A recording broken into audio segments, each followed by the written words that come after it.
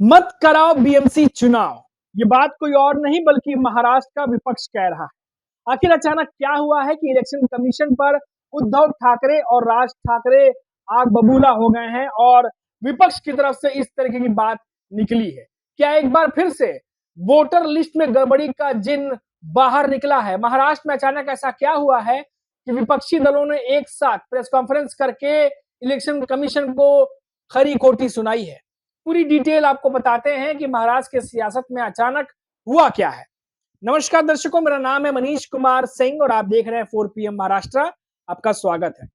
महाराष्ट्र की राजनीति में बुधवार को उस वक्त हलचल मच गई जब राज ठाकरे और उद्धव ठाकरे एक साथ चुनाव आयोग के दरवाजे पहुंचे।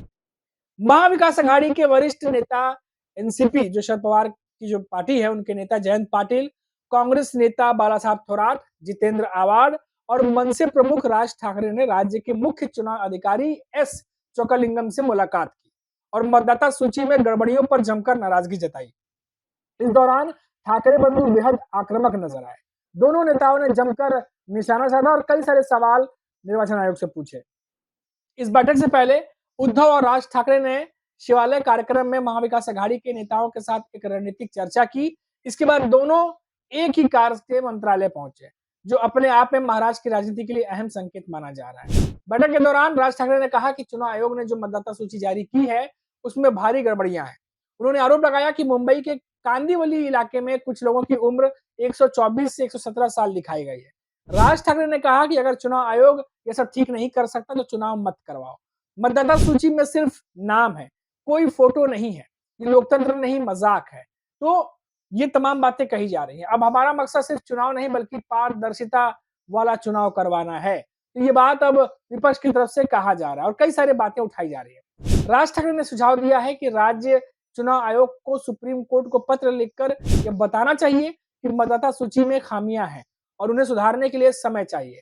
उन्होंने कहा कि 5 साल से चुनाव नहीं हुए, अगर 2 महीने और रुक जाएंगे तो क्या फर्क पड़ेगा। वहीं उद्धव ठाकरे ने भी आयोग पर निशाना साधते हुए कहा कि ये लोकतंत्र है, हम हुक्मशाही नहीं चलने देंगे। उद्धव ने वीवीपैट मशीन को लेकर के सवाल उठाते हुए कहा कि बिना voter verified paper audit trail यानी वीवीपैट जो है उसके चुनाव करवाए जा रहे हैं। क्या यह सबूत मिटाने के लिए किया जा रहा है? मतदाता को यह भी नहीं पता चलता कि उसका वोट किसे जा रहा है। अगर इस तरह चुनाव करवाना है तो मत करवाओ चुनाव। फिर ये बातें अब विपक्ष की तरफ से उठने लगी है। वहीं कांग्रेस की तरफ से भी इस मामले पर हमला बोला गया है। कांग्रेस नेता बालासाहब थोराट ने कहा कि उन्होंने चुनाव आयोग से कई बार लिखित रूप में सवाल पूछे, लेकिन कोई जवाब नहीं मिला। उन्होंने आरोप लगाया कि सोलापुर में गड़बड़ी के सबूत आयोग को दिए गए, फिर भी कोई कार्रवाई नहीं हुई। थोराट ने कहा कि ऐसा लग रहा है कि चुनाव आयोग महाराष्ट्र के बाहर से चल रहा है। एनसीपी शरद पवार के नेता हैं जयंत पाटिल, उन्होंने मतदाता सूची में भारी गड़बड़ी की बात कही और कहा कि कई घर ऐसे हैं जो अस्तित्व में नहीं, लेकिन वहां मतदाता दर्ज हैं। उन्होंने सुझाव दिया कि सॉफ्टवेयर की मदद से डुप्लीकेट वोटर्स की पहचान कर उन्हें लिस्ट से हटाया जाए। तो अब ये बातें भी सामने आने लगी हैं। वहीं आपको बता दें दोस्तों कि आज कई सारी बड़ी खबरें आई। बड़ी खबरों में एक ये भी खबर थी कि आज महाविकास आघाड़ी के नेताओं ने प्रेस कॉन्फ्रेंस की और जहां पर तमाम विपक्ष के बड़े नेता भी शामिल हुए। महाराष्ट्र में नगर निगम के चुनाव से पहले विपक्षी गठबंधन जो महाविकास आघाड़ी है, उनके सहयोगी दलों के साथ साथ राज ठाकरे की मनसे ने वोटर लिस्ट पर सवाल खड़े किए हैं। दरअसल महाविकास आघाड़ी के बड़े नेताओं और राज ठाकरे ने चुनाव आयोग से मुलाकात करने के बाद प्रेस कॉन्फ्रेंस के जरिए जानकारी दी। उन्होंने महाराष्ट्र की मतदाता सूची में क्या क्या खामियां पाई हैं, उन सब के बारे में जानकारी दी है। अब सवाल यहाँ ये उठता है कि क्या विधानसभा चुनाव जैसे ही ऐसे ही करते करते बीएमसी चुनाव भी हो जाएंगे? लेकिन विपक्ष के तेवर देख के ऐसा लगता नहीं है। आपके मन में भी यही बात उठ रही होगी कि भाई ये तो हमेशा से सवाल उठते रहे लेकिन चुनाव हो जाते हैं, कोई कुछ नहीं कर पाता। तो वैसे में लग नहीं रहा है कि विपक्ष अभी इस बार मानने वाला है। इसी के साथ विपक्षी गठबंधन की ओर से यह दावा किया गया है कि जब तक वोटर लिस्ट में सुधार नहीं हो जाते, नगर निकाय चुनाव कराने मुश्किल हो सकते हैं। बता दें कि इस प्रेस कॉन्फ्रेंस में उद्धव ठाकरे, राज्य के जो कांग्रेस के साथ बालासाहब थोराट, विजय वडेट्टीवार और एनसीपी के जयंत पाटिल मौजूद थे। महाराष्ट्र नवनिर्माण सेना के अध्यक्ष राज ठाकरे ने कहा कि कल उन्होंने केंद्रीय निर्वाचन आयोग के प्रतिनिधियों से मुलाकात की थी। ये बात उन्होंने खुद प्रेस कॉन्फ्रेंस में बताई और राज्य और केंद्रीय निर्वाचन आयोग के प्रतिनिधियों से मुलाकात करके उन्हें जानकारी दी। प्रेस कॉन्फ्रेंस में उन्होंने कहा कि चुनाव का नाम लेते ही राजनीतिक दल और मतदाता आमने सामने आ जाते हैं। निर्वाचन आयोग तो सिर्फ चुनाव करवाता है, लेकिन चुनाव तो राजनीतिक दल ही लड़ते हैं ना। लेकिन अगर निर्वाचन आयोग राजनीतिक दलों को मतदाता सूचियां ही नहीं दिखा रहा, तो गड़बड़ी यहीं से शुरू होती है कि भाई कम से कम राजनीतिक दलों को तो मतदाता सूची दिखाई है, पर उन्हें भी देखने को नहीं मिल रहा है। बड़ी हैरत की बात है। इसके बाद राज ठाकरे ने 2024 की मतदाता सूची का विवरण पढ़कर सुनाया। उन्होंने कहा कि 2024 से पहले नाम जो है पढ़ता हूं, तब गड़बड़ी समझ में आएगी। कई लोगों के नाम तो हैं, लेकिन फोटो नहीं लगी।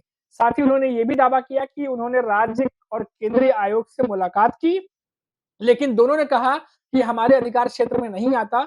जब मतदाता सूचियां ही दिखाई जा रही हैं, नहीं दिखाई जा रही हैं, तो मुलाकात का क्या मतलब है? अब उद्धव ठाकरे, वो भी काफ़ी ज़्यादा आग बबूला है, उन्होंने तो साफ कह दिया कि मत कराओ बीएमसी चुनाव। उद्धव ठाकरे ने कहा कि चोकलिंगम कहते हैं, उन्होंने जानकारी दी उद्धव ठाकरे ने कि निर्वाचन आयोग के अधिकारी जो है चोकलिंगम, वो कहते हैं कि कुछ ज़िम्मेदारी हमारी नहीं है। राज्य निर्वाचन आयोग कहता है कि हमारी नहीं है, आपकी व्यवस्था ही दोषपूर्ण है। अगर त्रुटियों के साथ-साथ चुनाव कराने हैं, तो फिर चुनाव कराने की क्या ज़रूरत है? सीधा इलेक्शन फॉर सिलेक्शन कर दो। अब डुप्लीकेट और ट्रिपल वोटर्स जो है वो उनके बारे में क्या है? उद्धव ठाकरे ने ये भी सवाल उठाया कि एक ही लिस्ट के नाम पर 2 या 3 वोटर कैसे हैं? अगर ऐसा ही करना है तो इलेक्शन की जगह सिलेक्शन करके निपटा दो। ये बात उद्धव ठाकरे कह रहे हैं। अब लगातार सब तरफ से निशाना साधा जा रहा है। आज विपक्ष के नेता एक साथ एक मंच पर आए, मीडिया के सामने आए। कई सारे सांसद, विधायक यहाँ पर मौजूद थे। खास बात ये रही कि उद्धव ठाकरे, राज ठाकरे के बीच में भी देखा जा रहा है कि कांग्रेस के नेता और शरद पवार के एनसीपी के नेता अगल-बगल बैठे हुए थे।